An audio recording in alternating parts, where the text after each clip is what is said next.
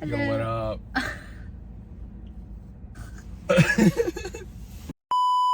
Hello, welcome back to my channel. For those who are watching my video for the first time, my name is Jen and this is my boyfriend Hadim, and we are first-time Tesla owners. We bought our very first Tesla last September and we made a video of our experience and how it's been, bought a bunch of stuff for it, so I want to give you guys an update to see how things have been going so far. To give a brief overview, we got the Tesla Model Y midnight silver gray color, and we also got a discount because we bought a model that was in inventory versus ordering a brand new one from the factory. Outside of the cost of the car itself, we also paid for vehicle registration, and it cost us around $421. We also got auto insurance through NJM, which is a local insurance group available for people living in New Jersey. And for two people in their late 20s, early 30s with pretty good driving history, it came out to about $2,100 per year for the both of us. That's definitely higher than what some of you might be used to in your local area, but definitely lower than what we've heard it costs to insure Tesla vehicles in some other areas. So the Tesla driving and riding experiences have been really good so far. There is no engine in the car, so it's pretty quiet. And you can idle the car for a long period of time. We got some Tesla referral credits, so using that we got the acceleration boost. Yeah, it's definitely like a nice little added punch. I believe cuts down your car's 0 to 60 by about half a second. I feel like for most people, like, you don't really end up utilizing the car's top speed for most of the time, but definitely like stopping to like quickly being able to accelerate to get to exact distance and speed that you want has been really nice. So like when merging onto highways, just being able to go the exact speed that you need to like, you know, do those things smoothly.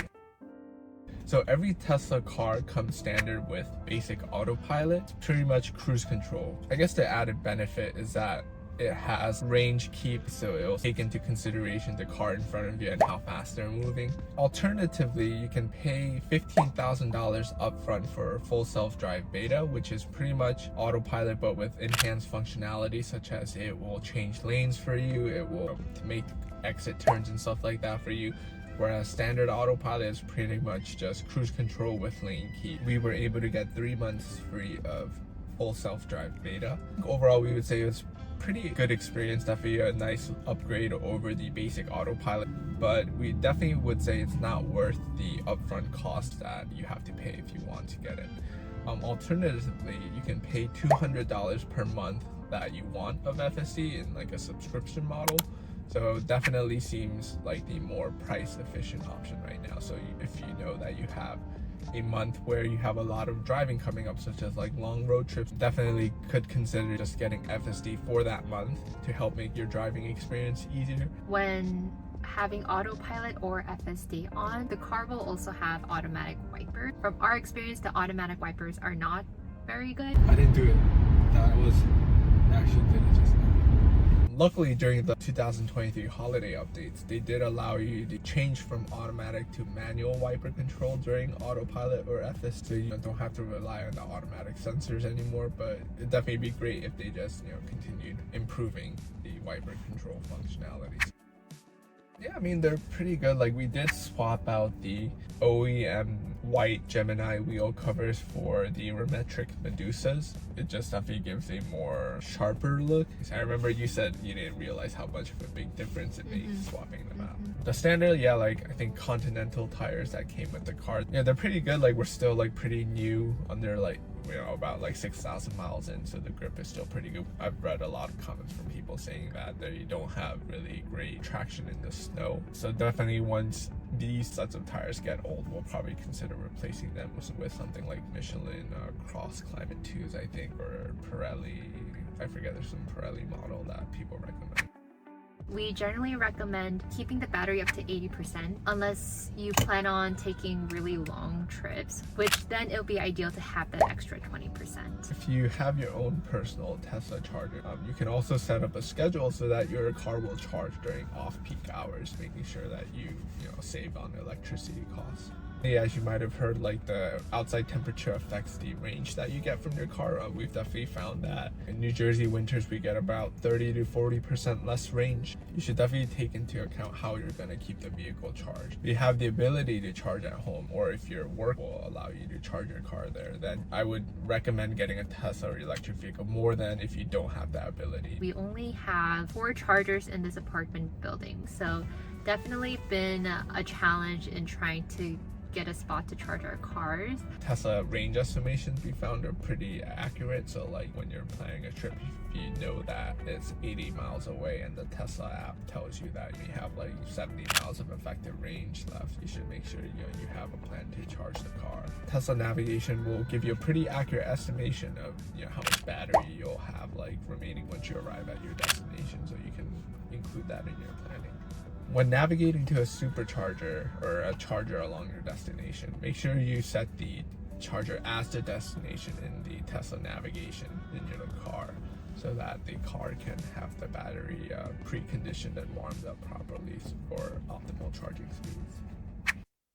Oh my god, it's so funny because kind of a meme that people say that why would you get PPF and ceramic coating on a car that's not really a luxury car. It's kind of like a premium technology car, and there's all these like memes about it not being worth it. So then what made you decide to get it then? Specifically given that we live in New Jersey and drive a lot around the Northeast, in the winter like there's a lot of salt that gets put on the roads, and I've read a lot of comments online from people that saying that they have noticeable scratches at the front of their car, especially from a lot of the salt and dirt that can get kicked up during the winter. We also live in a pretty urban area where lots of potholes and ways that the car could get scratched. Regarding ceramic coating, I definitely don't think it was necessary. It was definitely babying our first car thing, but I will say it does make it easier to keep the car looking clean. Even just a simple rinse with water will like help get the dirt and debris off easier. Since I did get PPF and ceramic coating on the car, a lot of people online recommend, in general, don't get your car washed at a automatic car wash, because a lot of those places use machine washing scrubber things that are very rough on the paint and will leave lots of swirl marks. I'm sure a lot of you guys know the popular YouTuber Jeremiah Jones. I followed his instructions for how he keeps his Tesla Model Y clean with hand washing, and there's also lots of resources online on using the waterless car wash method with ONR, so definitely check those out. In our first Tesla video, we shared a massive haul of things that we bought for the Tesla. A lot of them did include interior accessories. It's been about like 6-7 months now, and we definitely use almost everything. All of the things that were for the interior, like seating area and stuff, we use a lot. I remember you call that this one sort of a tray behind the screen. We don't use that much. Yeah, they've all been great additions, I would say. We fortunately haven't had to use tire puncture kits or some of the mobile charger and stuff, but definitely it's great to know that if we do run into any sort of situations like that, we'll be prepared.